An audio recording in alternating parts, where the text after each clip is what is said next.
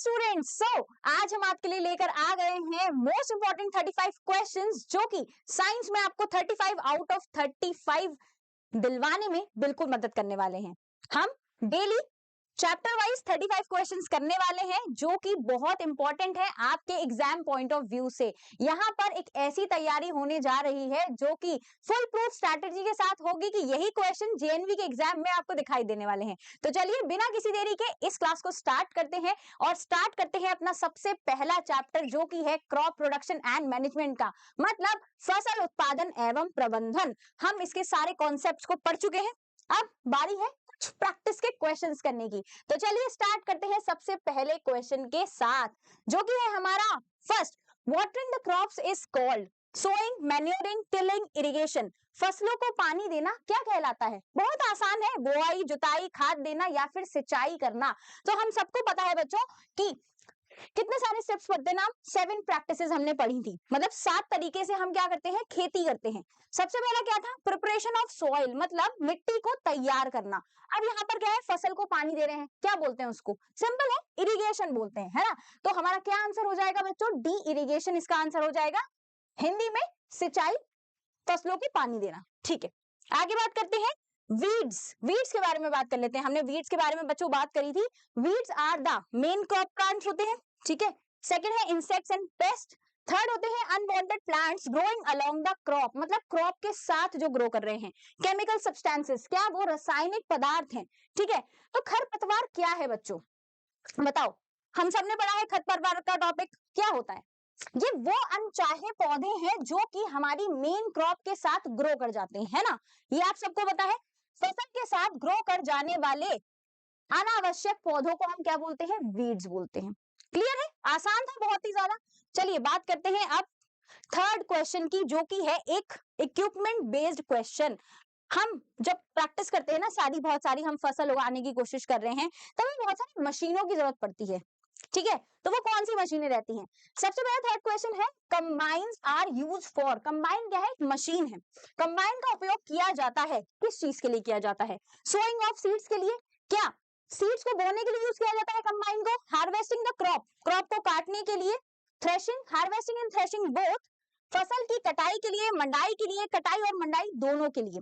तो बच्चों हमने जब बात करी थी इस टॉपिक के बारे में, तब हमें पता है कि कंबाइन जो है ना, वो एक ऐसी मशीन है जो 2 टेक्निक्स को करने के लिए साथ में साइमल्टेनियसली करने के लिए बनाई गई थी, जो कि था थ्रेशिंग एंड हार्वेस्टिंग। तो सिंपल सा हमारा आंसर क्या हो जाएगा? हार्वेस्टिंग एंड थ्रेशिंग बोथ, मतलब कटाई और मंडाई दोनों के लिए, ठीक है। चलिए आगे बात करते हैं क्वेश्चन नंबर 4 की। क्या है हमारा question number 4? Separating grains from chaff using wind. ध्यान से क्वेश्चन को पढ़िएगा। यहाँ पर यह लिखा हुआ है बच्चों यूजिंग विंड, मतलब हवा की मदद से हम सेपरेट आउट कर रहे हैं, ठीक है। हवा का उपयोग करके अनाज को भूसे से अलग करना क्या कहलाता है? हमने 2 टेक्निक्स पढ़ी थी कि कैसे हम ग्रेन्स को सेपरेट करते हैं, ठीक है। सो सबसे पहला है विनोइंग, फिर है थ्रेशिंग, फैलो, हार्वेस्टिंग। ओसाई, मंडाई, पड़ती या फिर कटाई, हम इसको क्या बोलेंगे? मैंने आपको बताया था कि जब हम स्मॉल लैंड्स के लिए ग्रेन्स को सेपरेट करते हैं चाफ की हेल्प से, ठीक है। चाफ से किसकी हेल्प ले रहे हैं हम? एयर की। मतलब जो लाइटर पार्टिकल्स हैं बच्चों, वो दूर तक जाएंगे और जो हेवियर पार्टिकल्स हैं, जो हमारा ग्रेन है, मतलब जो हमारा अनाज है बच्चों, वो पहले ही गिर जाएगा, ठीक है। तो हम जब भी विंड का यूज करते हैं तो वो कौन सी टेक्निक होती है? विनोइंग होती है, मतलब उसाई करना। जब भी हम हवा की हेल्प से, विनो की हेल्प से उसको फटक कर अलग करते हैं। क्लियर है? चलिए बात करते हैं आगे नेक्स्ट क्वेश्चन की, जो कि है हमारा 5th क्वेश्चन। अब हमने वीड्स के बारे में बच्चों पढ़ाई कर ली, एग्जाम्पल भी हमने डिस्कस किया था, उदाहरण की भी हमने बात करी थी कि वीडीसाइड्स क्या है। Weedicides are used to destroy. खरपतवार नाशी का उपयोग नष्ट करने के लिए किया जाता है। खरपतवार को नष्ट करने के लिए ही किया जाएगा ना खरपतवार नाशी का उपयोग। सिंपल सा क्वेश्चन है। Insects, weeds, pest, none of these. कीड़ों को, खरपतवार को, पेस्ट को, इनमें से कोई भी नहीं। तो बच्चों आपको पता है कि हमारा वीडीसाइड, हमारे क्वेश्चन में ही आंसर छुपा हुआ है कि वीड्स को डिस्ट्रॉय करने के लिए हम वीडीसाइड्स का उपयोग करते हैं। मतलब खरपतवार को हटाने के लिए किसका यूज किया जाएगा? खरपतवार नाशी का। इजी ना? चलिए आगे बढ़ते हैं। क्वेश्चन नंबर 6 की बात करते हैं बच्चों, है ना। ठीक है, क्या था हमारा 6th वाला क्वेश्चन बच्चों? सिक्स्थ वाला क्वेश्चन है हमारा, हाँ, तो सिक्स वाले क्वेश्चन की बात करते हैं। सिक्स वाला क्वेश्चन कहता है kharif crops are grown in, kharif फसल की बुआई की जाती है। हम बोलते हैं, हमने डिफरेंट सीजन्स के अकॉर्डिंग डिफरेंट डिफरेंट क्रॉप्स के बारे में पढ़ाई करी थी। राबी क्रॉप्स है हमारे पास, खरीफ की फसल है, ठीक है। तो बच्चों, मैंने आपको एक टेक्निक बताई थी याद करने की, एक बार फिर से हम उसको रिपीट करते हैं। सबने रणबीर कपूर का नाम सुना है, ठीक है। तो आर के से आपको याद रखना है कि जो हमारी खरीफ की फसल है ना, वो हम कौन से सीजन में ग्रो करते हैं बच्चों? रेनी सीजन में ग्रो करते हैं, ठीक है। अब इंडिया में रेनी सीजन कब आता है, याद कर लो। जून के टाइम से या फिर जुलाई के टाइम से स्टार्ट हो जाता है हमारा क्या, रेनी सीजन। अब हम इनकी हार्वेस्टिंग कब करते हैं? सितंबर के टाइम पर। तो इस चीज को याद रखना कि जो हमारा रेनी सीजन रहता है बच्चों, वो कब रहता है? जून टू सितंबर के टाइमिंग पे रहता है, ठीक है। इसी तरीके से राबी क्रॉप का जब क्वेश्चन आएगा तब हम राबी क्रॉप के बारे में भी बात करेंगे। तो फटाफट से आंसर दे दो कि खारिफ क्रॉप आर सोन इन, कब सो किए जाएंगी? सो तो जून में हो रही है, हार्वेस्ट हो रही है सितंबर में, इस चीज को याद रखिएगा, ठीक है। तो जून में इनकी बुआई की जाती है और कटाई की जाती है सितंबर के मंथ में। तो आंसर हो जाएगा बच्चों बी। क्लियर है? चलिए आगे बढ़ते हैं, आगे बढ़ते हैं और डिस्कस करते हैं कुछ एग्जाम्पल्स को जो कि रिलेटेड होने वाले हैं आपके क्रॉप से ही। सो सेवेंथ क्वेश्चन कहता है wheat and gram belong to, गेहूं और चना संबंधित है किससे? गेहूं और चने की बात कर रहे हैं, ध्यान से क्वेश्चन को पढ़ना। अभी हमने बात करी थी बच्चों कि जो हमारी खारिफ क्रॉप्स है ना, ठीक है, वो कौन से सीजन में ग्रो हो रही है? रेनी सीजन में। मतलब उनको पानी की आवश्यकता है, जो भी क्रॉप्स खारिफ की कहलाएंगी उनको पानी की आवश्यकता होगी, ठीक है। तो बहुत सारे बच्चे हैं जो जानते हैं कि पानी सबसे ज्यादा नीडेड किस में रहता है? चावल में रहता है, ठीक है, मेज में रहता है, ठीक है। तो क्या यहाँ पर आपको दिखाई दे रहा है? ध्यान से देखो, गेहूं और चने के बारे में बात की जा रही है। ये किसकी फसलें हैं? राबी की फसलें हैं। तो आंसर हो जाएगा इसका सिंपल सा, राबी क्रॉप्स हैं ये। और बच्चों, जो हमारी राबी क्रॉप्स होती है ना, वो कब ग्रो की जाती है? विंटर सीजन में। इस बात को आप याद रखिएगा, ठीक है, ठीक है। तो इसका आंसर हो जाएगा ए, दैट इज राबी फसल। आगे बात करते हैं क्वेश्चन नंबर 8 की, एग्जाम्पल्स की बात करते हैं खारिफ क्रॉप की। फिर से याद कर लो रणबीर कपूर, ठीक है, और फटाफट से आंसर बता सकते हो आप लोग। Examples of kharif crop are wheat and maize, gram and maize, paddy and maize, all of these. Kharif फसलों के उदाहरण हैं गेहूं, मक्का, चना और मक्का, धान और मक्का, या फिर ये सभी। तो सभी तो नहीं हो सकते, है ना, क्योंकि अभी हमने ऊपर वाले क्वेश्चन में बच्चों बात करी है कि गेहूं और चना जो है वो कौन सी क्रॉप में आ रहा है? राबी क्रॉप में आ रहा है, जो कि विंटर सीजन में ग्रो की जा रही है, ठीक है। अब हमें पता है रेनी सीजन में क्या ग्रो होता है? चावल का। कभी भी आपने खेत देखा होगा ना बच्चों, तो आपने देखा होगा कि चावल हमेशा पानी में डूबा हुआ रहता है। सिंपल सा लॉजिक लगाओ, एक ही ऑप्शन है जिसमें दिया हुआ है पैडी एंड मेज, ठीक है। पैडी को क्या बोलते हैं? चावल बोलते हैं। यहाँ पे लिखा हुआ है ना धान एवं मक्का, तो क्या है? सिंपल सा आंसर है हमारा कि सी हो जाएगा हमारा आंसर। मतलब खारिफ क्रॉप का एग्जाम्पल क्या हो गया? पैडी एंड मेज, ठीक है। चलो आगे बात करते हैं, क्वेश्चन नंबर 9 की बात करते हैं। 2,4-D is a pesticide, insecticide, fungicide या फिर वीडीसाइड्स। अब वीडीसाइड्स क्या होते हैं? सिंपल सी बात बता लेते हैं, है ना। वीडीसाइड क्या है? मतलब खरपतवार नाशक क्या है? वही जो वीड्स को डिस्ट्रॉय करने के काम में आ रहे हैं। ये कुछ बच्चों ऐसे केमिकल सब्सटेंसेस हैं जिनको यूज किया जाता है जब हम अपनी प्रिपरेशन करते हैं क्रॉप की, तब हम उनको यूज करते हैं वीड्स को हटाने में। क्योंकि हमने बात करी थी ना कि ऐसे कुछ अनवांटेड प्लांट्स हैं, अनचाहे पौधे हैं बच्चों, जो हमारी क्रॉप के साथ ग्रो कर जाते हैं, उनके पोषक तत्वों को छीनने की कोशिश करते हैं, तो हमें उन्हें हटाना पड़ेगा, है ना। तो हम क्या यूज करते हैं बच्चों? वीडीसाइड्स का यूज करते हैं। वीडीसाइड्स वीड्स को डिस्ट्रॉय करेगा, उसका एग्जाम्पल, ठीक है, क्या है? 2,4-D, ये हमने डिस्कस भी किया था। तो क्या है ये? वीडीसाइड है, सिंपल। 2,4-D जो है बच्चों वो एग्जाम्पल है किसका? खरपतवार नाशक का। 2,4-डाइक्लोरोफिनॉक्सी एसिटिक एसिड इसका पूरा नाम है। ये आपके पॉइंट ऑफ व्यू से इतना ज्यादा इंपॉर्टेंट नहीं है, एक एक्स्ट्रा नॉलेज के लिए आप इसको याद रख सकते हो। क्लियर है? चलिए आगे बात करते हैं क्वेश्चन नंबर 10 की, जो कि बहुत ही आसान सा क्वेश्चन है कि सीड ड्रिल किस चीज के लिए यूज किया जाता है। मैंने आपको जब पढ़ा रहे थे हम टॉपिक बच्चों, तब हमने आपको बताया था कि एग्जाम्पल्स और मशीन्स बहुत इंपॉर्टेंट है फर्स्ट वाले चैप्टर से। तो सीड ड्रिल किसके लिए यूज होता है? So the seeds, remove the weeds, remove the paste, mix manure in the soil. बीज बोने के लिए, खरपतवार हटाने के लिए, पेस्ट हटाने के लिए, मिट्टी में खाद मिलाने के लिए। तो जरा सा दिमाग लगाओ, सीड ड्रिल है ना, किस चीज के लिए यूज होगा? सीड्स को सो करने के लिए। और बेटा ये इस तरीके की मशीन है, इस तरीके का उपकरण है जो एक अप्रोप्रिएट डेप्थ पर और एक अप्रोप्रिएट डिस्टेंस पे हमारे सीड्स को ग्रो करता है। अगर पास पास में हम सीड्स को ग्रो कर देंगे तो क्या होगा? बहुत ज्यादा हमारी क्रॉप जो है वो पास पास में ग्रो होने लगेगी और पूरा पोषक तत्व उसको नहीं मिल पाएगा। इसीलिए हमने सीड ड्रिल का यूज करना स्टार्ट करा, किस चीज के लिए? बीज को बोने के लिए। क्लियर है? चलिए आगे बात करते हैं क्वेश्चन नंबर 11 की। The process of loosening and turning of soil is known as. मिट्टी को ढीला करने और पलटने की प्रक्रिया कहलाती है। क्या कहलाती है? सिंपल है, जब भी आपको क्रॉप को बो कर मतलब सो करना है, हमें क्या करना है? बीज लेना है, उसको सो करना है, तो हमें सबसे पहले अपनी जो क्रॉप है ना, जो हमारी सॉइल है बच्चों, उसको क्या करना पड़ेगा? लूज करना पड़ेगा। क्या होगा? उससे एरेशन का प्रोसेस होगा, मतलब एयर जाएगी, ऑक्सीजन जाएगी, अर्थवॉर्म आराम से वर्मी कंपोस्टिंग का प्रोसेस कर पाएंगे और न्यूट्रिएंट्स प्रोवाइड कर पाएंगे। यही चीज होती है ना। तो बताओ, process of losing and turning of soil क्या कहलाएगा? हार्वेस्टिंग, कटाई करना, प्लोइंग, जुताई करना, विनोइंग, ओसाई करना, थ्रेशिंग, मंडाई करना।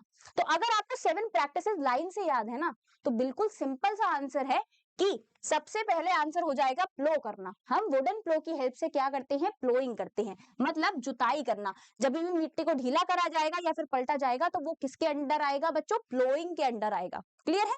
चलिए आगे बात करते हैं क्वेश्चन नंबर 12 की। विच of the following is an organic manure? कौन सा ऐसा होगा, निम्नलिखित में से कौन सा जैविक खाद है? हमने बात करी थी खाद और उर्वरक के बारे में, है ना। फर्टिलाइजर और मेन्योर का हमने पूरा पूरा एक टेबल में डिफरेंस देखा है कि वो क्या होते हैं। फर्टिलाइजर्स आपको मालूम है केमिकल सब्सटेंसेस हैं, लेकिन वहीं पर जो हमारा मेन्योर है वो ऑर्गेनिक है, जैविक है। ठीक है, तो चलिए बात करते हैं कि ऑर्गेनिक मेन्योर कौन सा है इसमें से। अगर एग्जाम्पल याद है तो बहुत आसान है, नहीं याद है तो बहुत मुश्किल है। निम्नलिखित में से कौन सा जैविक खाद है? यूरिया, खाद, potash, super phosphate. Urea, compost, potash या फिर सुपर फॉस्फेट। तो बच्चों आपको पता होना चाहिए कि यूरिया, पोटाश और सुपर फॉस्फेट जो है वो हमारे फर्टिलाइजर के एग्जाम्पल हैं। और सिंपल सा जो हमारा कंपोस्ट है, या फिर मैं इसको क्या लिख सकती हूँ बच्चों? मेन्योर लिख सकती हूँ। ठीक है, वो किसका एग्जाम्पल हो जाएगा बच्चों? ऑर्गेनिक जैविक खाद का एग्जाम्पल हो जाएगा। मतलब ये हमने किससे बनाया है? जैविक चीजों से बनाया है, डीकंपोस्टिंग करके बनाया हुआ है। तो हमारा सिंपल सा आंसर हो जाएगा कंपोस्ट जो है वो ऑर्गेनिक खाद का एग्जाम्पल है। क्लियर है? चलिए आगे बढ़ते हैं, क्वेश्चन नंबर 13 की ओर जाते हैं। Traditional tool use for ploughing is. अभी हमने जाना कि प्लोइंग क्या होता है? मिट्टी को ढीला करना और पलटना। जुताई के लिए उपयोग किए जाने वाला पारंपरिक उपकरण। देखो, जो आपका इस बार एनसीईआरटी है ना बच्चों, उसमें पारंपरिक और मॉडर्न टेक्निक्स आपको बहुत अच्छी तरीके से एक्सप्लेन की गई हैं। उससे क्वेश्चन आना बहुत इंपॉर्टेंट बन जाता है, बिकॉज आपको दोनों की ही नॉलेज होनी चाहिए। तो यहाँ पर क्वेश्चन में क्या पूछा गया है, इस चीज को याद रखना। पारंपरिक उपकरण क्वेश्चन को कभी भी, जब भी बच्चों आप क्या करोगे, जब भी पढ़ रहे होगे ना, तो क्वेश्चन को बहुत ध्यान से पढ़ना है। बिकॉज यहाँ पर हो सकता है कि मॉडर्न पूछा गया हो सकता है कि आपको ट्रेडिशनल पूछा जाए। तो यहाँ पर क्या पूछा गया है बच्चों?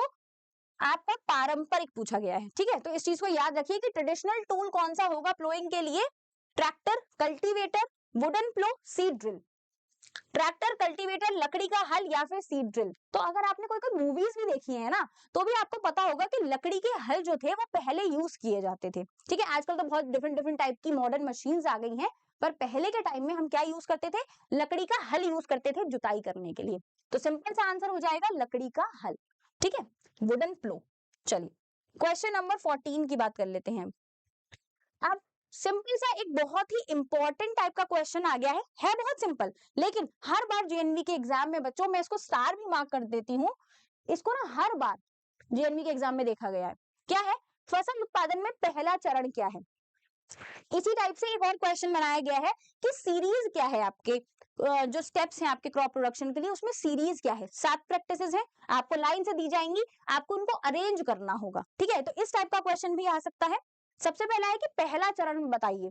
तो पहला चरण सबको मालूम है, sowing, preparation of soil, irrigation, fertilisation. ठीक है, क्या पूछा गया है? बुआई, मिट्टी की तैयारी, सिंचाई या फिर उर्वरीकरण क्या होगा इसमें से पहला? जो हम किसी भी क्रॉप को बोने के लिए देखेंगे। तो सबसे पहला बच्चों क्या हो सकता है, सो कैसे कर सकते हैं हम सीड्स को, नहीं कर सकते ना जब तक हमारी मिट्टी तैयार नहीं है, नहीं कर सकते। आप लोग जब तक तैयार नहीं हो जाते हो बाहर नहीं जा सकते ना, तो पहले क्या होगा, तैयार होना पड़ेगा। तो हमारा सबसे पहला चरण जो हमारे फसल उत्पादन का है, क्रॉप प्रोडक्शन का है, वो क्या है बच्चों, मिट्टी की तैयारी करना, that is preparation of soil. 7 practices हैं ये, और आपको ये सभी याद होनी चाहिए बिकॉज इससे क्वेश्चन तो जेएनवी में रखा ही हुआ है। ठीक है, आगे बात करते हैं। Which method of irrigation saves the maximum amount of water? सिंचाई की कौन सी विधि सबसे अधिक पानी की बचत करती है? हमने डिफरेंट टाइप्स ऑफ मेथड्स के बारे में बात करी है, ट्रेडिशनल भी और मॉडर्न भी, जिससे हम पानी दे सकते हैं अपनी फसल को। सबसे पहला है कौन सी ऐसी विधि के बारे में बताना है जो कि पानी का बचत कर रही है। बाढ़ सिंचाई, क्रूड सिंचाई, ड्रिप सिंचाई, बेसिन सिंचाई। मतलब flood irrigation, ferrous irrigation, drip irrigation या फिर बेसिन इरिगेशन। तो अगर आपने टॉपिक अच्छे से पढ़ा है तो आपको पता होगा बच्चों, या फिर आप सिर्फ ऑप्शन को देखकर भी ये अंदाजा लगा सकते हो। यहां पर देखो क्या लिखा गया है, ड्रिप लिखा गया है ना। कभी कभी जब हम बीमार पड़ते हैं और हमें ग्लूकोज चढ़ाया जाता है तो आपने देखा है ना, ड्रिप गिरती है, ड्रिप लगा दी ऐसा बोला जाता है ना। तो उसका क्या मतलब होता है, मतलब कोई भी चीज कैसे गिर रही है बच्चों, ड्रॉप बाय ड्रॉप गिर रही है, मतलब बूंद गिर रही है उसकी, है ना। ड्रिप का क्या मतलब है, ड्रॉप बाय ड्रॉप गिरना। तो सबसे सिंपल सी बात है, पानी को कौन बचत करेगा, जो कि ड्रॉप बाय ड्रॉप गिरेगा। तो हमें पता है कि रूट्स के पास जो भी इरिगेशन सिस्टम लगाया जाता है वो कौन सा इरिगेशन सिस्टम होता है, ड्रिप इरिगेशन होता है, जिसमें सबसे कम पानी खर्च होता है। तो हमारा सिंपल सा आंसर हो गया कि हमारा क्या आंसर होगा, C, that is drip irrigation. Clear है, चलिए आगे बात करते हैं क्वेश्चन नंबर 16 की। NPK stands for easy and PG. NPK का मतलब क्या है, हमने बात करी थी, है ना। क्या मतलब होता है एनपीके का, फर्टिलाइजर सबको याद है, उर्वरक सबको याद है, वो रासायनिक पदार्थ हैं जो जब हमारी मिट्टी में पोषक तत्व कम होते हैं तब हम मिलाते हैं। ठीक है, अगर हमारे पास मेन्योर या फिर कंपोस्ट अवेलेबल नहीं है तब। ठीक है, एनपीके फर्टिलाइजर्स है। क्या आंसर होगा इसका, nitrogen, phosphorus, potassium, nitrogen, potash, calcium, nitrate, phosphate, potassium, none of these. Nitrogen, phosphorus, potassium similar ही है, फटाफट से थोड़ा सा दिमाग लगाओगे आंसर आ जाएगा। एन का क्या मतलब होता है, नाइट्रोजन, नाइट्रेट नहीं हो सकता, है ना। पी का क्या मतलब है बच्चों, पोटेशियम नहीं, फॉस्फोरस। और के जो है बच्चों वो स्टैंड करता है पोटेशियम के लिए। तो इस चीज को आपको याद रखना है कि एन का मतलब है नाइट्रोजन, पी का मतलब है फॉस्फोरस, ना कि पोटेशियम, जबकि वो भी पी से स्टार्ट हो रहा है, लेकिन हम पोटेशियम को किससे देखते हैं बच्चों, के से देखते हैं। तो इस चीज को याद रखिएगा कि हमारा आंसर हो जाएगा नाइट्रोजन, फॉस्फोरस एवं पोटेशियम। ठीक है, तो आंसर क्या हो गया बच्चों हमारा ए। और ये किसका एग्जाम्पल है बच्चों, फर्टिलाइजर का एग्जाम्पल है। मतलब ये क्या है, सब उर्वरक है, ये केमिकल सब्सटेंसेस हैं जो कि न्यूट्रिएंट ऐड करते हैं हमारी सॉइल प्रिपरेशन में।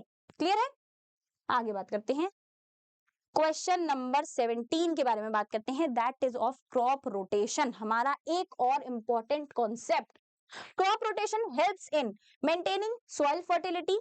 फसल चक्र सहायक है मिट्टी की उर्वरता बनाए रखने में, controlling paste, controlling diseases, paste नियंत्रण करने में, रोग नियंत्रण करने में, या फिर ऑल ऑफ द अबव। तो बच्चों क्रॉप प्रोडक्शन, क्रॉप रोटेशन जब हमने पढ़ा था ना, मैंने आपको बताया था कि जब हम मल्टीपल टाइम्स, बहुत बार या फिर लगातार, ठीक है, अपनी क्रॉप अपनी लैंड पे, ठीक है, बार बार क्रॉप को ग्रो करते रहते हैं, मतलब हर बार फसल उगाते रह रहे हैं, तो एक पॉइंट ऑफ टाइम के बाद जो हमारे पोषक तत्व हैं, जो न्यूट्रिएंट्स हैं, जो इंपॉर्टेंट है किसी भी क्रॉप को ग्रो कराने के लिए, वो खत्म हो जाएंगे। तो फसल चक्र इसलिए ही डेवलप किया गया था कि वहां पर आप चक्र के बेसिस पर क्या ग्रो करो, क्रॉप्स को ग्रो करो, ताकि क्या हो कि जो भी क्रॉप है वो भी उसको थोड़ा बहुत न्यूट्रिएंट दे हमारी सॉइल को, और नेक्स्ट वाली क्रॉप को हेल्प मिले अपने आप को ग्रो करने के लिए। ठीक है, तो सॉइल फर्टिलिटी तो मेंटेन करेगा ही, उर्वरता बढ़ाएगा, यहाँ पर बिना फर्टिलाइजर के भी पेस्ट का भी नियंत्रण करेगा और रोग का भी नियंत्रण करेगा। तो हमारा सिंपल सा आंसर क्या हो जाएगा बच्चों, ऑल ऑफ द अबव। मतलब उपरोक्त के सभी जो हैं वो किस चीज में मदद करेंगे, जब हम फसल चक्र को चलाएंगे। चलिए आगे बात करते हैं, क्वेश्चन नंबर 18 के बारे में बात कर लेते हैं। विच of the following is a cash crop. कहते हैं ना कैश खत्म हो गया है, नकदी फसल कौन सी है। सिंपल सी बात है, राइस, व्हीट, बार्ले, कॉटन। चावल, गेहूं, कपास या फिर जौ। तो बच्चों नकदी फसल वो फसलें होती हैं जो कमर्शियल प्रोडक्शन में हेल्प करती हैं, मतलब इकोनॉमिकली एंड कॉमर्शियली बहुत ही ज्यादा इंपॉर्टेंट होती हैं। ठीक है, तो जो हमारी कैश क्रॉप का बेसिक सा सिंपल सा एग्जांपल है बच्चों, वो क्या है बच्चों, कॉटन का एग्जांपल है, दैट इज कपास। कपास जो है वो हमारी किस फसल का एग्जांपल है, नकदी फसल का, क्योंकि कॉमर्शियली कॉटन सबसे ज्यादा यूजेबल चीज होती है। क्लियर है? आगे बात करते हैं, क्वेश्चन नंबर 19 के बारे में बात करते हैं। लेग्यूमिनस क्रॉप्स हेल्प्स इन, दहलनी फसलें सहायक हैं किस चीज में? आपने लेग्यूम प्लांट्स के बारे में सुना होगा, मतलब फलीदार, है ना, जिसमें भी फली होती है। फॉर एग्जांपल हमारी मटर हो गई, बीन्स हो गई बच्चों, ये क्या है, लेग्यूमिनस क्रॉप्स हैं। लेग्यूमिनस क्रॉप्स किस चीज में हेल्पफुल हैं? Nitrogen fixation, phosphorus fixation, potassium fixation, carbon fixation. Nitrogen स्थिरीकरण में, फास्फोरस स्थिरीकरण में, पोटेशियम स्थिरीकरण में या फिर कार्बन स्थिरीकरण में। सिंपल सी बात है बच्चों, जो हमारी लेग्यूम प्लांट्स हैं, जब हमने सेकंड वाले चैप्टर में नाइट्रोजन फिक्सेशन भी पढ़ा था, ठीक है, मतलब नाइट्रोजन का स्थिरीकरण भी पढ़ा है, तब हमें याद है कि जो हमारी लेग्यूमिनस प्लांट्स है ना, वो किसको फिक्स करने में हेल्प करती है, नाइट्रोजन को फिक्स करती हैं। हमारे एनवायरनमेंट में कैसे प्रेजेंट है, गैसियस फॉर्म में, बट गैसियस फॉर्म में ना तो हम ले सकते हैं, ठीक है, और ना ही हमारे प्लांट्स ले सकते हैं। तो इसीलिए जो हमारे लेग्यूमिनस प्लांट्स हैं वो किस चीज में हेल्प करते हैं, नाइट्रोजन फिक्सेशन में हेल्प करते हैं, मतलब नाइट्रोजन का स्थिरीकरण कराते हैं, प्लांट्स में जाने के लिए उनको फिक्स करते हैं दूसरे कंपाउंड में। क्लियर है? चलिए आगे बात करते हैं। Which fertilizer provides nitrogen to the plants? ऐसा कौन सा फर्टिलाइजर है बच्चों, अब कौन सा उर्वरक की बात करी गई है, कौन सा उर्वरक पौधों को नाइट्रोजन प्रदान करता है? पहला है सुपर फॉस्फेट, यूरिया, पोटैश या फिर lime. Super phosphate, urea, potash या फिर चूना। सिंपल है, फर्टिलाइजर का एग्जांपल सबको याद है, सुपर फॉस्फेट, यूरिया, पोटैश, जो तीनों ही है बच्चों, वो क्या है, फर्टिलाइजर है। आप सबको पता है ये तीनों क्या है, हमारे उर्वरक हैं। लेकिन ऐसा कौन सा उर्वरक है जो नाइट्रोजन दे रहा है? सिंपल सी बात है, यूरिया। यूरिया जो है उसमें सबसे ज्यादा नाइट्रोजन कंटेंट है, इस वजह से वही यूरिया दे पाएगा। तो सिंपल सा आंसर हो जाएगा बच्चों यूरिया, 20th का। क्लियर है? आगे बढ़ते हैं, बात करते हैं विच of the following control storage, which of the following controls storage paste naturally. जो हमारे पेस्ट होते हैं बच्चों, ठीक है, प्राकृतिक रूप से नियंत्रण कौन कर रहा है, पेस्ट का। ठीक है, भंडारण में जब पेस्ट हमारे लग जाते हैं चीजों में, जब हम स्टोरेज कर चुके होते हैं अपने ग्रेन्स का, तो कौन बचाता है? नेचुरल बात करी जा रही है, ऐसा नहीं है कि आपको केमिकल्स देखने हैं, नेचुरल की बात की जा रही है। तो सिंपल है, नीम की पत्तियां, डीडीटी, बीएचसी या फिर एड्रिन। ठीक है, नीम लीव्स, डीडीटी, बीएचसी या फिर एल्ड्रिन यूज होता है किस चीज के लिए, natural protection of storage of grains में। फटाफट से बता दो, इजी है। अगर हम डीडीटी की बात करें, बीएचसी की बात करें या फिर एल्ड्रिन की बात करें, तो आपको ये नाम से ही समझ में आ रहा है कैसे सब्सटेंसेस हैं बच्चों, ये तीनों ही कैसे सब्सटेंसेस हैं, केमिकल सब्सटेंसेस हैं। ठीक है, और क्वेश्चन में साफ तरीके से पूछा गया है कि नेचुरल चीज के बारे में बात करनी है, तो पहला ही अगर आप ऑप्शन देखोगे ना, नीम की पत्तियां, इससे ज्यादा नेचुरल तो इस वाले क्वेश्चन में मुझे कुछ नजर नहीं आ रहा। ठीक है, तो आंसर सिंपल सा हो जाएगा हमारा क्या, नीम लीव्स। आगे बात करते हैं क्वेश्चन नंबर 22 की, which irrigation method is suitable for the uneven land. असमान भूमि के लिए कौन सी सिंचाई की विधि उपयुक्त है? ठीक है, अनइवन लैंड हमने बात करी थी बच्चों कि असमतल है अगर हमारी जमीन, तो हम कौन से इरिगेशन मेथड को यूज कर सकते हैं? पहला है flood irrigation, sprinkler irrigation, furrow irrigation, basin irrigation. बाढ़ सिंचाई, फव्वारा सिंचाई, कूड़ सिंचाई या फिर बेसिन की सिंचाई। तो बच्चों फ्लड इरिगेशन की अगर मैं बात करूं तो पानी फैला देगा वो, है ना, भर देगा पानी, फ्लड इरिगेशन तो चाहिए नहीं।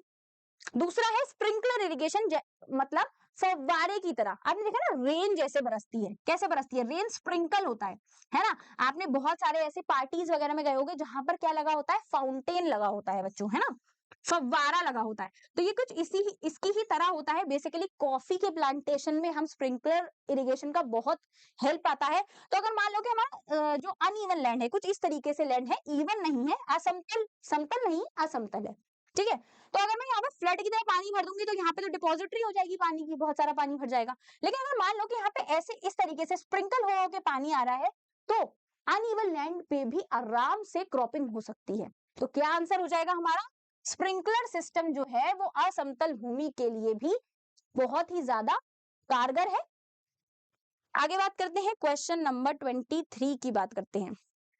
एक्सेसिव यूज ऑफ फर्टिलाइजर्स, उर्वरकों का अत्यधिक उपयोग किसका कारण बनता है ना? हमने बात करी थी कि फर्टिलाइजर क्या है, केमिकल सब्सटेंसेस है, हमको पता है कि रासायनिक पदार्थ हैं। एक पॉइंट ऑफ टाइम के बाद अगर हम उनको यूज करते रहेंगे बच्चों तो क्या होगा, परेशानी आएगी। मतलब हो सकता है कि हमारी जो सॉइल की फर्टिलिटी है वो छिन जाए।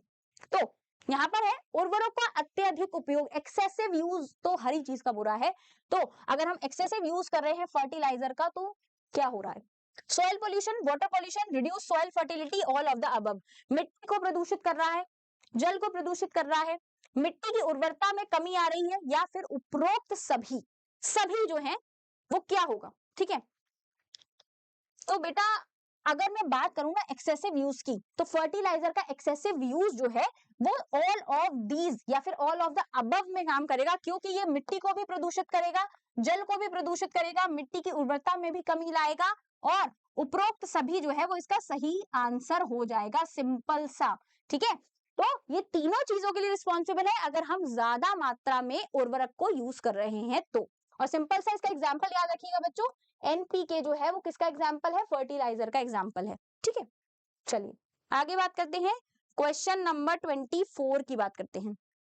Which of the following increases water holding capacity of the soil? निम्नलिखित में से कौन सा मिट्टी की जल धारण क्षमता को बढ़ाता है, ठीक है। वाटर होल्डिंग कैपेसिटी बहुत इंपॉर्टेंट है, उसी तरीके से क्या होगा, क्रॉप का ग्रोथ होगा, हमारी जो फसल है वो कैसे ग्रो करेगी, पानी की वजह से ही ग्रो करेगी। इसलिए वाटर होल्डिंग कैपेसिटी मतलब जल धारण क्षमता बहुत इंपॉर्टेंट चीज हो जाती है किसी भी क्रॉप प्रोडक्शन के लिए। सैंड, ग्रेवल, ऑर्गेनिक मैटर या फिर स्टोन्स, रेत, बजरी, जैविक पदार्थ या फिर पत्थर। तो बच्चों आप अगर देख भी रहे होगे ना तो आप देखो सैंड क्या करेगा, होल्ड कर पाएगा पानी को, नहीं, एक टाइम बाद सूख जाता है। ग्रेवल, बजरी देखी होगी छोटी छोटी, क्या उसमें पानी रुकता है, नहीं रुकता है। स्टोन्स, पत्थर की बात कर लेते हैं, क्या रुकता है पानी, अब्सॉर्ब करता है, नहीं। वाटर होल्ड करने के लिए किसी को अब्सॉर्ब करना पड़ेगा ना पानी को, तो कौन उसको अब्सॉर्ब करेगा, सिंपल सी बात है, जो हमारा जैविक पदार्थ होगा, मतलब हमारा जो ऑर्गेनिक मैटर है जिसको हम न्यूट्रिएंट्स को रिप्लेनिश करने के लिए डाल रहे हैं अपने सॉइल के अंदर, वही वाटर होल्डिंग कैपेसिटी को इंक्रीज करेगा। क्लियर है। आगे बात करते हैं क्वेश्चन नंबर 25 की। Which tool is used for removing weeds manually? याद रखना मैनुअली का मतलब होता है अपने हाथ से करना। मैनुअल रूप से खरपतवार हटाने के लिए कौन सा उपकरण उपयोग किया जाता है, मतलब जब लोग खेती हाथ से करते थे, अब आजकल तो बहुत बड़े बड़े उपकरण, बहुत बड़े नए नए टेक्निक्स और इंस्ट्रूमेंट्स आ गए हैं, मशीन्स आ गई हैं, लेकिन एक पुराने टाइम में जब लोग हाथ से करते थे खेती, तब कौन सा ऐसा मेथड यूज किया जाता था, ऐसा कौन सा टूल यूज किया जाता था जिससे हम वीड्स को, अनवांटेड प्लांट्स को निकालते थे बच्चों? क्या वो प्लो था, हो था, सिकल था या फिर सीड ड्रिल था? हल, खुरपी, हसिया या फिर सीड ड्रिल, बताइए किसका उपयोग किया जाता है मैनुअल रूप से खरपतवार को हटाने के लिए? तो बच्चों प्लो हमें पता है किस चीज के लिए यूज किया जाता है, जो हमारा प्लो होता है बच्चों वो जुताई करने के लिए इस्तेमाल होता है। अगर हम खुरपी की बात करें तो हाँ, खुरपी से हम क्या कर सकते हैं बच्चों, आसान तरीके से खरपतवार को हटा सकते हैं। क्योंकि हंसिए का यूज अगर मैं आपको बताऊं, आप कंफ्यूज मत होइएगा, सीड ड्रिल तो सिंपल सी बात है कि हम किसके लिए यूज करते हैं, सीड्स को सो करने के लिए यूज करते हैं। अभी हमने क्वेश्चन में भी बात करी थी, दो ही चीज है जिसमें आप कंफ्यूज हो सकते हो, पहला है खुरपी या फिर हंसिया, ठीक है, मतलब हो एंड सिकल। तो बच्चों इसका सही आंसर तो हो होने वाला है जो कि खुरपी है, क्योंकि हम खुरपी से क्या करते हैं, कट कर सकते हैं। हसिया जो है वो किस चीज के लिए यूज किया जाता है बच्चों, हार्वेस्ट करने के लिए यूज किया जाता है। जब हम अपनी फसल को काटते हैं तब हम हसिये की मदद से काटते हैं, तो इसलिए सिकल इसका राइट आंसर नहीं होगा, हो इसका राइट आंसर होगा। क्लियर है। चलिए आगे बढ़ते हैं। Which of the following protects stored grains from moisture? निम्नलिखित में से कौन सा संग्रहित अनाज को नमी से बचाता है? तो बच्चों ऐसा कौन सा मेथड है जो फिर स्टोर्ड ग्रेन्स को मॉइस्चर से बचाएगा? Proper drawing, use of Ghani bags, fumigation, all of the above. उचित सुखाना, गनी बैग का उपयोग, धूमन या फिर उपरोक्त सभी। क्या करना है, स्टोर करते हैं जब हम अपने अनाज को, तो हमें पता है कि हमारे पास एक तो सबसे पहली बात है मॉइस्चर कंटेंट नहीं होना चाहिए, ठीक है, मतलब नमी बिल्कुल नहीं होनी चाहिए, क्योंकि हमें पता है नमी से सबसे पहली चीज जो हमारे अनाज को लगेगी वो होंगे सूक्ष्म जीव, और वो जो है वो धीरे धीरे करके क्या करेंगे, सड़ा देंगे, तो उसका यूज नहीं है, ठीक है। तो सबसे पहले प्रॉपर ड्राइंग जो है वो एक बहुत ही नेसेसरी स्टेप है, उचित तरीके से हमको क्या है, सुखाना है। दूसरा है गनी बैग्स का यूज। आपने देखा होगा ना, आपके घरों में चावल आ रहा है या फिर गेहूं आ रहे हैं, किसी पैक बैग में आता है ना, गनी बैग्स। तो गनी बैग का उपयोग भी एक तरीका हो गया। दूसरा है धूमन करना, मतलब फ्यूमिगेशन टेक्निक भी बहुत ही ज्यादा इंपॉर्टेंट होती है किसी भी अनाज को स्टोर करने के लिए, ठीक है, उनको अच्छी तरीके से पेस्ट से बचाने के लिए। तो इसका आंसर क्या हो जाएगा बच्चों, ऑल ऑफ द अबव हो जाएगा, उपरोक्त सभी। क्लियर है? चलिए आगे बात करते हैं, क्वेश्चन नंबर 27 की बात करते हैं। थोड़ा सा अपग्रेडेड क्वेश्चन है, थोड़ा सा, बट आसान है। Food grains should be stored at the moisture content of, जो खाद्यान्न है बच्चों वो किस नमी की मात्रा पर संग्रहित करना चाहते हैं, करना चाहिए हमें, ठीक है, हम स्टोरेज तो कर रहे हैं, ठीक है, कौन सा परसेंट मॉइस्चर, ऐसी बात नहीं है हम पूरा सुखा देंगे ग्रेन को, पॉसिबिलिटी ही नहीं है, ऐसी कोई टेक्निक ही नहीं आई है कि हम अपने अनाज को पूरी तरीके से सुखा पाए। तो कोई तो मॉइस्चर कंटेंट उसमें रहता होगा, है ना, तो कितना परसेंट मॉइस्चर कंटेंट हमारे अनाज में होना चाहिए उसके बारे में बात करते हैं।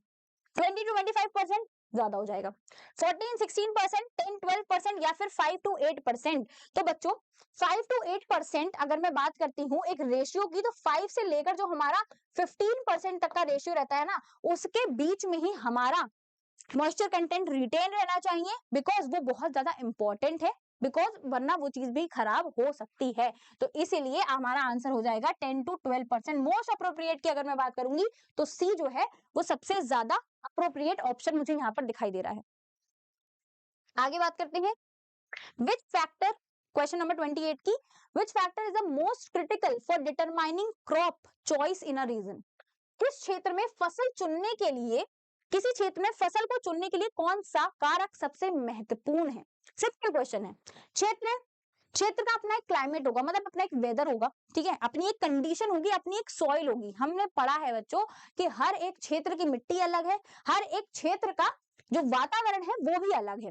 तो सिंपल है, मार्केट डिमांड, क्या बाजार की मांग डिफरेंट हो सकती है, बिल्कुल हो सकती है, लेकिन अब आजकल तो हर जगह सब कुछ बिक रहा है, तो मार्केट डिमांड जो है वो इतना क्रिटिकल या फिर इतना अच्छा ऑप्शन नहीं दिखाई दे रहा। दूसरा है क्लाइमेट एंड सॉइल कंडीशन, जलवायु और मिट्टी की स्थिति, गवर्नमेंट पॉलिसीज, सरकार की नीतियां, ट्रांसपोर्टेशन फैसिलिटीज, परिवहन सुविधाएं। तो अगर आप ध्यान से इस क्वेश्चन को पढ़ोगे और ऑप्शंस को एनालाइज करोगे ना, तो आपको दिखाई दे रहा है कि ये तीन जो है ए, सी एंड डी, उनको आप डिफरेंट डिफरेंट वेरिएशंस में क्रिएट भी कर सकते हो। मतलब ये जो है वो इतनी ज्यादा इंपॉर्टेंट नहीं है, लेकिन कौन सी क्रॉप कौन से क्षेत्र में ग्रो करेगी वो सबसे ज्यादा डिपेंड करेगा क्लाइमेट एंड सॉइल की कंडीशन पर, उसका जलवायु कैसा है, किस तरीके का, या फिर मिट्टी की स्थिति वहां पर किस तरीके की है, उस पर ही डिपेंड करेगा हमारा क्रॉप का प्रोडक्शन। क्लियर है? चलिए बात करते हैं क्वेश्चन नंबर 29 की। Zero tillage farming, zero tillage farming helps in, शून्य जुताई खेती किस में सहायक है, soil conservation, moisture retention, reducing fuel consumption, या फिर ऑल ऑफ द अबव। मतलब शून्य जुताई कर रहे हो, आपको टिलेज नहीं कर रहे हो, मिट्टी के संरक्षण में, नमी के संरक्षण में, ईंधन की खपत कम करने में, या फिर उपरोक्त सभी में, किस चीज के लिए यूज होगा। तो बच्चों हमें पता है कि टिलेज का मतलब क्या है, पलटना, या फिर हमारी मिट्टी को, जीरो टिलेज का क्या मतलब है बच्चों, मतलब जुताई जो है वो शून्य शून्य तौर पर है, तो वो किस चीज में सहायक है, मिट्टी के संरक्षण में, नमी के संरक्षण में, ईंधन की खपत कम करने में, या फिर उपरोक्त सभी में। तो जब भी जुताई अगर शून्य हो जाएगी बच्चों, तो वो सॉइल का कंजर्वेशन करेगी, मॉइस्चर को भी रिटेन करेगी, रिड्यूसिंग फ्यूल कंजप्शन भी बचाएगी, और इसका आंसर सिंपल सा हो जाएगा बच्चों, उपरोक्त सभी, मतलब चारों चीजों में, तीनों चीजों में सहायक रहने वाला है जीरो टिलेज। ठीक है, अब बात करते हैं क्वेश्चन नंबर 30 की। ओके 30 क्वेश्चन कर चुके हैं मतलब हम। Which method is most effective for the integrated pest management? एकीकृत पेस्ट प्रबंधन इंपॉर्टेंट होता है क्योंकि पेस्ट को मैनेज करना आना चाहिए, के लिए कौन सी विधि सबसे प्रभावी है। यूजिंग ओनली केमिकल पेस्टिसाइड्स, मतलब केवल सिर्फ रासायनिक कीटनाशकों का यूज करेंगे हम, केमिकल बेस्ड रहेंगे। बायोलॉजिकल कंट्रोल, केवल जैविक नियंत्रण करेंगे। Combination of biological, cultural and chemical method, जैविक, सांस्कृतिक और रासायनिक विधियों को तीनों को साथ में यूज करके एक इंटीग्रेटेड पेस्ट मैनेजमेंट सिस्टम बनाएंगे, या फिर यूजिंग ओनली ट्रेडिशनल मेथड्स, पारंपरिक विधियों को यूज करेंगे। तो सिंपल सी बात है बच्चों, इंटीग्रेटेड की बात करी जा रही है, मतलब कुछ कंबाइन चीजों की बात करी जा रही है, कुछ चीजें हैं जिनको कंबाइन करके एक मैनेजमेंट सिस्टम बनाया गया है। तो सिंपल सा क्या आंसर हो जाएगा, हम उसमें बायोलॉजिकल भी यूज करेंगे, मतलब जैविक, सांस्कृतिक मतलब कल्चरल, एंड रासायनिक यानी केमिकल सब्सटेंसेस का यूज करेंगे। सारे मेथड्स को हम यूज करेंगे इंटीग्रेटेड पेस्ट मैनेजमेंट सिस्टम में। क्लियर है? आगे बात करते हैं क्वेश्चन नंबर 31 की। Which practice help maintain beneficial soil micro organism? कौन सी प्रथा लाभकारी मिट्टी सूक्ष्म जीवों को बनाए रखने में सहायक होती है? Heavy pesticides use, continuous monoculture, adding organic matter, deep ploughing frequently. बाहरी कीटनाशक का उपयोग, निरंतर एकल फसल, जैविक पदार्थ जोड़ना, बार बार गहरी जुताई करना। तो बच्चों हमें सॉइल के माइक्रो ऑर्गेनिज्म, आपको पता है कि माइक्रो ऑर्गेनिज्म बहुत ज्यादा इंपॉर्टेंट है ना अर्थवर्म में, और सूक्ष्म जीवों को मिट्टी में लाभकारी जो सूक्ष्म जीव हैं उनको बहुत ज्यादा इंपॉर्टेंट है अपनी सॉइल में रखना, बिकॉज वो क्या करवाएंगे, एरेशन का प्रोसेस करवाते हैं। ठीक है, मतलब हमारी सॉइल को ऑक्सीजन भी तो मिलनी चाहिए ना, तो किससे मिलेगी? सूक्ष्म जीवों के उससे मिलेगी। सिंपल सी बात है, आंसर क्या हो जाएगा? पेस्टिसाइड्स का यूज करेंगे तो नहीं हो पाएगा। कंटिन्यूअस मोनोकल्चर करेंगे मतलब एक ही क्रॉप ग्रो करते रहेंगे तो क्या होगा? जो न्यूट्रिएंट्स है वो तो खाती रहेगी क्रॉप। डीप प्लोइंग फ्रीक्वेंटली, बार बार गहरी जुताई करेंगे तो जितने भी न्यूट्रिएंट्स है ना वो नीचे की साइड चले जाएंगे, क्योंकि प्लोइंग का क्या मतलब है? नीचे पलट रहे हैं हम बार बार अपनी सॉइल को, तो इस तरीके से काम नहीं चल पाएगा। सिंपल सा आंसर हो जाएगा एडिंग ऑर्गेनिक मैटर, मतलब जैविक पदार्थ अगर हम जोड़ने लगेंगे, मिलाने लगेंगे बच्चों अपनी सॉइल में, तो माइक्रो ऑर्गेनिज्म अच्छी तरीके से ग्रो कर पाएंगे हमारी सॉइल के अंदर। क्लियर है? चलिए आगे बात करते हैं क्वेश्चन नंबर 31 की बात कर ली है हमने, 32 की बात करते हैं। ठीक है, चलिए 32 क्वेश्चन बोलता है which of the following is used to cut the mature crop. अब फिर से एक बार प्रैक्टिस वाले पे आ गए। निम्नलिखित में से किसका उपयोग परिपक्व, एकदम मैच्योर हो चुकी है अब हमारी क्रॉप, ठीक है, परिपक्व फसलों को काटने के लिए किया जाता है? सीड ड्रिल, अभी हमने जान लिया था, सीड्स को बोने के लिए किया जाता है, तो ये तो हमारा आंसर नहीं हुआ। पता है दो टेक्निक होती है हमेशा क्वेश्चन को सॉल्व करने की, या तो आपको राइट आंसर आता हो या आपको पता होगा ये तीन तो नहीं हो सकते, एक जो लास्ट होगा ना वही सही होगा, तो इसीलिए ये दोनों टेक्निक आराम से यूज कर सकते हो। तो मुझे पता है कि सीड ड्रिल तो नहीं होगा, प्लो भी नहीं होगा, क्योंकि वो मुझे पता है कि किस चीज के लिए यूज होता है, जुताई के लिए यूज होगा। ठीक है, जब ये मुझे मिट्टी को पलटना होगा तब उसके लिए यूज होगा। सिकल नहीं हो सकता, स्प्रेयर नहीं, सॉरी, सिकल और स्प्रेयर, मतलब हसिया या फिर स्प्रेयर में से किसका यूज किया जाएगा? तो बच्चों अभी हमने हो और सिकल के बीच का डिफरेंस जाना था, तो हो किसके लिए यूज हो रहा था, मतलब खुरपी किसके लिए यूज करी जा रही थी बच्चों? खरपतवार को हटाने के लिए। अब हमें पता है कि जब हमारी मेच्योर हो जाती है ना क्रॉप तो कुछ इस तरीके से खड़ी हुई दिखाई देती है। ठीक है, तो यहाँ पर से कट लगाया जाता है, तो जो हसिया है उसको ऊपर की साइड से ऐसे मारा जाता है, इस वजह से जो हमारा आंसर हो जाएगा मेच्योर क्रॉप को कट करने के लिए किसको यूज किया जाता है? सिकल को। परिपक्व जो हमारी फसल है उसको काटने के लिए हसिये का उपयोग किया जाएगा। क्लियर है? चलिए आगे बात करते हैं, क्वेश्चन नंबर 33 की बात करते हैं। The concept of organic farming excludes, निकाल देती है बाहर, क्या जैविक खेती की अवधारणा में शामिल नहीं है? शामिल नहीं है, याद रखना, एक्सक्लूड कर रहा है, इंक्लूड नहीं कर रहा है, नहीं लिखा हुआ है। Synthetic fertiliser, chemical pesticide, genetically modified seeds, कृत्रिम उर्वरक, रासायनिक कीटनाशक, आनुवांशिक रूप से संशोधित बीज, उपरोक्त सभी। किसकी बात कर रहा है? ऑर्गेनिक फार्मिंग की बात कर रहा है। याद रखो जैविक खेती की, ठीक है, पहला वाला देखोगे उर्वरक है, फर्टिलाइजर, मैंने आपको बताया फर्टिलाइजर क्या है? केमिकल सब्सटेंस है, रासायनिक पदार्थ है, तो पहला तो आंसर नहीं हो सकता। रासायनिक कीटनाशक फिर से आ गया, केमिकल सब्सटेंस नहीं हो सकता। आनुवांशिक रूप से संशोधित मतलब किसी चीज को जेनेटिकली मॉडिफाई करके बनाया गया है, नेचुरल नहीं है, और हमें पता है जैविक खेती कैसी होती है? नेचुरल होती है, तो हमारा जो थर्ड वाला है वो भी नहीं हो सकता, इसलिए सभी एक्सक्लूड हो जाएंगे और आंसर हमारा हो जाएगा D, that is all of the above या फिर उपरोक्त सभी। क्लियर है? क्वेश्चन नंबर 35 के बारे में बात कर लेते हैं। फर्टिलाइजर्स आर, फिर से आप क्या क्वेश्चन, एक बहुत ही आसान सा, उर्वरक है, natural substance, manmade chemicals, weeds, tools, प्राकृतिक पदार्थ, मानव निर्मित रसायन है, खरपतवार है या फिर उपकरण है? तो बच्चों हमें पता है, हमें आंसर भी पता है और हमें डिफरेंस भी पता है मेन्योर और फर्टिलाइजर के बीच का। मतलब जो हमारा मेन्योर होती है, जो हमारी जैविक खाद है बच्चों, वो कैसी है? नेचुरल है, जैविक है, लेकिन नेचुरल है। और जो हमारा फर्टिलाइजर है वो मैनमेड केमिकल्स है, जो कि मानव के द्वारा बनाया गया है, रासायनिक सब पदार्थ। क्लियर है? आपको एग्जाम्पल्स याद रखने हैं, बिकॉज एग्जाम्पल आपके एग्जाम पॉइंट ऑफ व्यू से बहुत इंपॉर्टेंट है। क्वेश्चन नंबर 35 के बारे में बात कर लेते हैं, last but not the least. ठीक है, which traditional method of irrigation, which is a traditional method, कौन सा ऐसा है जो ट्रेडिशनल मेथड है। हमने कुछ मॉडर्न मेथड्स के बारे में बात करी थी, जैसे कि ड्रिप इरिगेशन के बारे में बात करी थी और स्प्रिंकलर इरिगेशन के बारे में बात करी थी। अब यहाँ पे पूछा गया पारंपरिक विधि कौन सी थी, पहले के लोग कौन सा ऐसा प्रोसेस यूज करते थे। Drip system, sprinkler system, canal irrigation, मोट या फिर pulley system. Drip system, sprinkler system, मोट, चरखी प्रणाली या फिर नहर की सिंचाई, कौन सा ऐसा विधि है जिसको हम यूज करते थे बच्चों। तो आपको पता है कि ड्रिप सिस्टम और स्प्रिंकलर सिस्टम कैसा है, मॉडर्न टेक्निक्स में आता है, तो ये दोनों तो पहले से ही ऑप्शन से बाहर है। कैनल इरिगेशन भी अभी नया बनाया गया है, इसलिए ये भी मॉडर्न है। सिंपल सा हमारा आंसर हो जाएगा बच्चों मोट एंड पुली सिस्टम। आपने देखा होगा कि जो गांव में वेल्स वगैरह नहीं होते थे, कुएं, उनसे पानी निकाला जाता था खींचकर कुओं से, आपने मूवीज वगैरह में देखा होगा। ठीक है, उस तरीके से पानी को दिया जाता था इरिगेशन करने के लिए। तो हमारा जो आंसर हो जाएगा बच्चों वो क्या हो जाएगा, मोट यानी पुली सिस्टम। क्लियर है।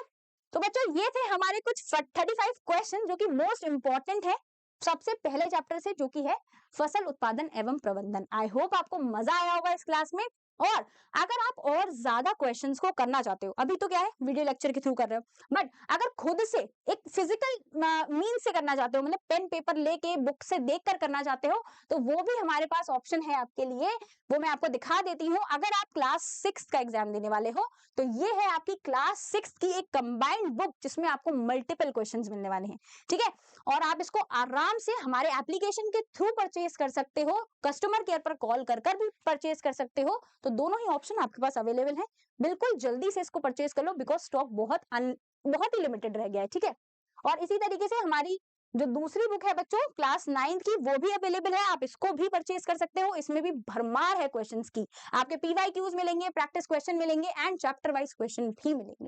ठीक है, उसके साथ अगर आप हमारे संग तैयारी करना चाहते हो तो एक नई चीज मैं आपके लिए लेकर आ गई हूँ, जो कि हमारा लक्ष्य बैच क्रैश कोर्स। सुना है, अब बहुत कम टाइम रह गया एग्जाम के लिए, फॉर्म्स आ गए है ना। अब क्या है, अब कुछ बच्चे जागेंगे कि अरे मैं भी JNV देना चाहता हूँ, मतलब आपकी रेस में 1000 बच्चे और शामिल होने वाले हैं। तो फटाफट से अगर आप हमारे साथ मिलकर तैयारी करना चाहते हो तो जल्दी से लक्ष्य बैच को ज्वाइन कर लीजिए, जो कि 18 अगस्त से स्टार्ट होने वाला है।